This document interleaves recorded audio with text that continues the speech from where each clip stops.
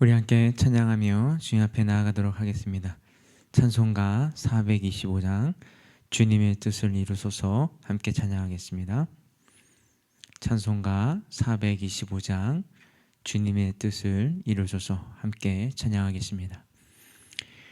주님의 뜻을 이루소서 고요한 중에 기다리니 진흙과 같은 날 빚으사 주님의 형상 만드소서 주님의 뜻을 이루소서 주님 발 앞에 엎드리니 나의 맘속을 살피시사 눈보다 희게 하옵소서 주님의 뜻을 이루소서 병들어 몸이 피곤할 때 권능의 손을 내게 펴사 강건케 하여 주옵소서 주님의 뜻을 이루소서 온전히 나를 주장하사 주님과 함께 동행함을 만민이 알게 하옵소서. 아멘. 우리 함께 묵기도 드리시겠습니다.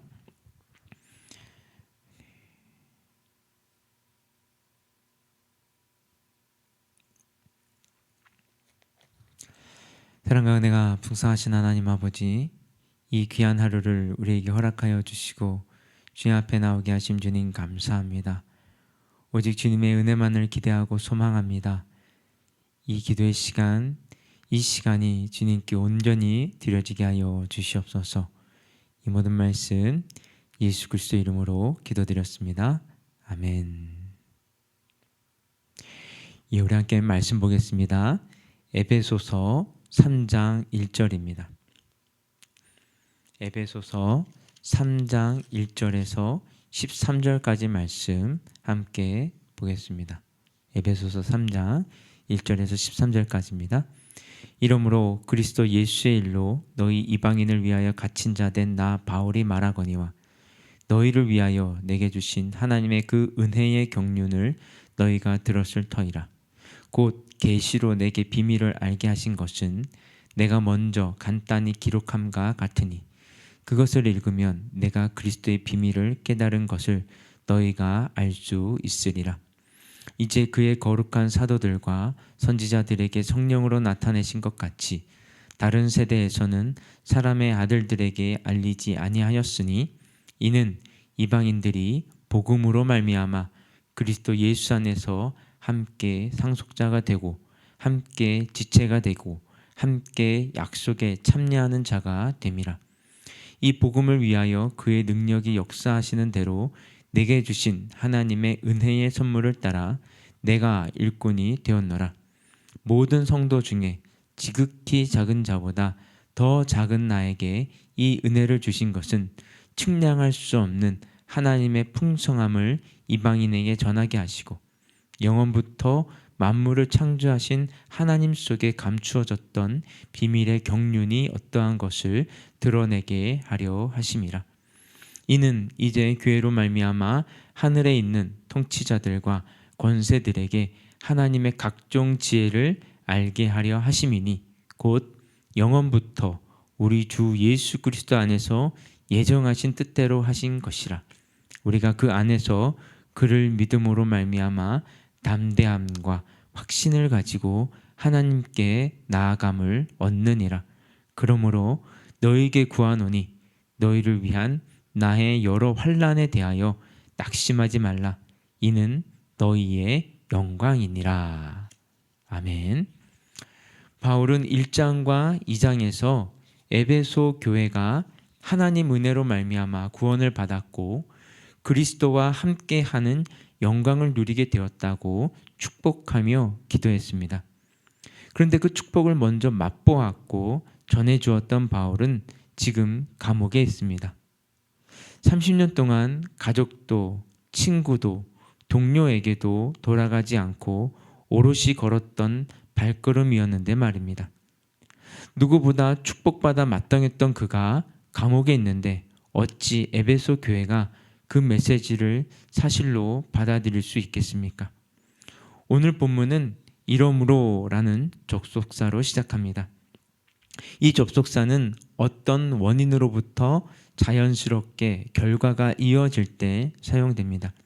그래서 1절을 직역하면 이렇습니다. 이러므로 이방인 너희를 위해 그리스도 예수의 죄인된 나 바울은 입니다. 바울은 자신이 로마 정부로부터 갇힌 것이 아니라 그리스도 예수에게 갇혔다고 합니다. 그의 팔 안에, 그의 세상 속에 거한다고 했습니다. 이 절은 은혜의 복음과 은혜의 경륜을 함께 말합니다. 복음이 은혜인 이유는 이것이 나라는 존재를 초월한 내 세계에서는 절대 일어날 수 없는 일이 일어났기 때문입니다. 여러분, 그리스도의 세계는 어디입니까? 어디에 있습니까? 그리고 그리스도의 방식은 무엇이었습니까? 그것은 바로 십자가와 부활입니다. 하늘 아버지마저 외면했기에 오후 3시였음에도 태양이 사라졌던 밤의 세계, 분노와 조롱을 온전히 받으셨고 스스로의 물과 피를 쏟으셨던 어둠의 세상, 살려주었던 사람들은 도망갔고 배불리 먹었던 이들에게 손가락질 당했던 차가웠던 세상, 그것을 다 이루었다 말씀하시고 떠났던 것이 그리스도의 방식이었습니다. 그리스도의 방식을 삶의 원칙으로 삼는다는 것은 바로 이 세상을 이 방식을 당연한 것으로 여기겠다는 고백입니다. 그것이 그리스도가 구원을 위해 따른 방식이었으니 구원받은 사람이란 그러한 삶의 양식을 당연한 것으로 여기는 사람을 말합니다. 그래서 복음은 그런 방식으로 전해지는 것이 당연한 것입니다. 여러분, 부활을 믿지 않고는 결코 살아낼 수 없는 현실, 절대로 흉내낼 수 없는 삶, 그렇기에 바울은 이것을 비밀이라 부릅니다. 바울은 이 비밀을 통해 자신의 삶을 이해하게 됩니다. 바로 자신의 삶이 그리스도라는 그 공식을, 그리스도가 만들어 놓은 그 삶을, 그 삶의 형태를 잘 따라가고 있다는 사실을 깨달았기 때문입니다. 오해받고 고난당하다 감옥에 갇혀 죽음을 기다려야 했던 그 풀리지 않던 질문을 예수 그리스도를 통해 답을 찾은 것입니다. 그렇기에 오늘 나에게 온 어두운 밤도 추적추적 내리며 몸을 으슬으슬 떨게 하는 비도 웅크릴 수밖에 없던 추위도 그리스도를 알고 나서 이해가 되고 설명이 된 것입니다. 바울은 복음을 통해 자신의 삶을 이해할 수 있었습니다. 그리고 비로소 이방인들에게도 구원이 임할 것이라는 하나님의 계획을 상상할 수 있게 됩니다. 하지만 자신이 그 도구와 통로가 될 것이라고는 생각조차 하지 못했을 것입니다. 처음에는, 하지만 그는 이제 그 비밀을 위해 자신의 삶을 비밀의 세계 속으로 밀어넣고 있습니다. 예수의 세상 속으로 밀어넣고 있습니다. 처음에는 상상하지 못했던 그 일 가운데로 자신이 걸어 들어가고 있는 것입니다. 그렇다면 그 비밀은 무엇을 위한 것입니까? 에베소서 서두에서 바울은 이미 이 비밀을 설명하며 시작합니다. 1장 9절 10절인데요. 그 뜻의 비밀을 우리에게 알리신 것이요 그의 기뻐하심을 따라 그리스도 안에서 때가 찬 경륜을 위하여 예정하신 것이니 하늘에 있는 것이나 땅에 있는 것이 다 그리스도 안에서 통일되게 하려 하심이라. 하늘에 있는 것이나 땅에 있는 것이 모두 다 그리스도 안에서 그분의 품속에 거하도록 하기 위해서였습니다. 그래서 오늘 본문 6절에서 바울은 함께 상속자가 되고 함께 지체가 되고 함께 약속에 참여하게 되었다고 말합니다.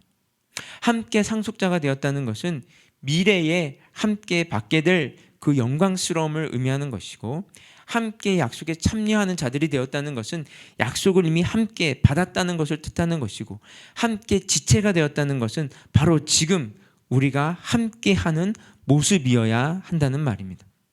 즉 그리스도의 손 안에 들어와 안긴다는 것은 그리스도가 만든 그 세상 속에서 그리스도의 방식으로 살아간다는 것은 마음 내킬 때 뿌리치고 도망간다는 것이 아니라 전혀 다른 세포와 전혀 다른 조직들이 한 몸 안에서 어우러져 가고 있다는 것을 의미하는 것입니다. 이를 위해 바울은 그리스도의 방식대로 교회를 세우고 하는 것입니다. 은혜의 경륜이라는 표현 중 경륜이란 단어는 헬라어 오이코노미아입니다. 이것을 하나님을 향해 사용되었을 때는 하나님이 우리 구원을 위해 일하시는 신비로운 역사를 표현하지만, 사람에게 사용될 때는 직무나 사명으로 번역합니다. 바울은 하나님의 신비로운 역설적인 역사하심을 체험했기 때문에 자신이 감옥에 갇혔다는 그 이해할 수 없고 모순된 상황을 이해할 수 있었고, 직무와 사명에 따른 어떤 자연스러운 것으로 여겼던 것입니다. 즉 모순을 당연히 여기는 역설적인 삶을 살아가고 있는 것이고, 에베소 교회도 이것을 통해 낙심하지 않고 오히려 이것을 영광스럽게 여겨야 한다고 사도 바울은 에베소 교회를 향해 권면하고 있는 것입니다. 여러분, 우리에게도 이해되지 않는 현실이 있습니다. 때로는 긴 기다림이 숨막히게 할 수도 있습니다. 여름밤을 지내는 것보다 겨울밤이 더 길고 어둡다고 합니다. 내 집 앞에 아무리 많은 눈이 내린다 해도 얼음으로 뒤덮인 북극만 하겠습니까? 인생에도 아무리 얼음을 깨고 몸을 말리며 불을 피운다고 해결되지 않을 때가 있습니다. 그래서 절망합니다. 아파합니다. 쓰러집니다. 하지만 그럼에도 그 아침에 떠오르는 태양을, 그 태양이 쬐주는 그 온기를 기대하는 것이 지금 하루를 말씀과 기도로 시작하려는 우리의 마음이지 않습니까? 반드시 빛은 올 것입니다. 빛이 오면 지금까지의 삶은 송두리째 바뀌게 됩니다. 그러므로 우리는 그리스도의 죽음에 동참할 수 있어야만 합니다. 그 부활의 영광을 누려야만 합니다. 그때가 되면, 그 빛이 임하면, 그 심판의 때가 되면 그 영광스러움은 넘치고 넘쳐흐를 것이고, 그 넘치는 것이 당연하게 여겨질 것입니다. 흘러 넘쳐도 괜찮다 여길 것입니다. 이런 절대적 풍성함을 누리게 될 것입니다. 이러한 그리스도의 풍성함은 그를 믿음으로 말미암아 담대함과 확신을 가지고 하나님께 나아가는 그 시간만을 통해서만 누릴 수 있다는 것입니다. 지금 오늘 이번 주가 그러한 담대함과 그런 나아감의 시간이 되기를 주님의 이름으로 축복합니다. 우리 함께 기도하겠습니다. 우리가 이렇게 기도하면 나아갔으면 좋겠습니다. 하나님, 내 생각, 내 경험, 나의 노하우를 내려놓고 그리스도의 방식을 따라 그 인생 법칙을 세우게 하여 주시옵소서. 우리 함께 기도하겠습니다. 하나님 아버지, 주님 하나님 아버지, 오늘 우리가 이 하루를 살아갈 때 내 생각, 내 경험, 내 노하우를 의지하지 아니하고 오직 그리스도의 방식을 힘입어 그리스도의 세상에서 살아가게 하여 주시옵소서. 그래서 은혜의 복음을 따라 사명자로 살아가며 은혜 가운데 모든 사람들이 하나됨을 만들어 갈 줄 아는 자들이 될 수 있도록 주님 축복하여 주시옵소서. 오 주님 감사합니다. 하나님, 오늘 하루를 시작하며 새로운 날을 기대합니다. 우리가 교회에서 설교를 듣고 기도하며 찬송할 때는 동화 속 같지만 문을 나서는 순간부터 어두움을, 빗물을, 냉기를 마주하게 됩니다. 하나님, 내 생각, 내 경험, 나의 노하우를 내려놓고 그리스도의 방식을 나의 인생의 법칙으로 삶아가게 하여 주시옵소서. 은혜의 복음을 따라 하나됨을 지키게 하여 주시옵소서. 반드시 주의 빛은 임할 것임을 믿고 담대함과 나아감으로 하루를 보내게 하여 주시옵소서. 그래서 넘치는 것이 당연하고 흘러 넘쳐도 괜찮다 하신 풍성하신 예수님의 은혜를 경험하게 하여 주시옵소서. 이 모든 말씀 예수 그리스도의 이름으로 기도드렸습니다. 아멘. 우리 계속해서 개인 기도 제목 가지고 기도하며 나아가도록 하겠습니다.